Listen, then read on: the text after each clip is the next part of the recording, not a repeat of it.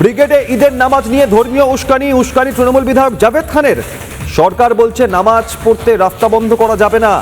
আজ তাদের সরকার, কাল অন্যদের হবে, তখন এই নিয়ে প্রতিক্রিয়া হবে।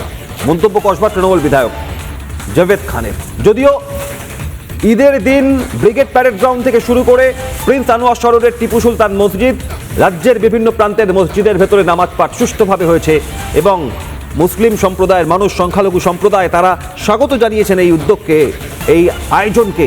আর জাভেদ খান কসবা তৃণমূল বিধায়ক, তিনি বলছেন যে সরকার বলছে নামাজ পড়তে হবে, রাস্তা বন্ধ করা যাবে না। আজ তাদের সরকার, কাল অন্যদের হবে, তখন এই নিয়ে প্রতিক্রিয়া হবে। কি বলছেন জাভেদ খান দেখুন। না না না না না না আমি এখন কোনো বাইট দেবো না, এসে দেবো। দাদা এটা কি বলে দিতে আমি পারবেন? বলতে পারবো না। কাজ করতে না দেওয়া নিয়ে না না না না না না আমি এখন কোনো বাইট দেবো না, এসে দেবো।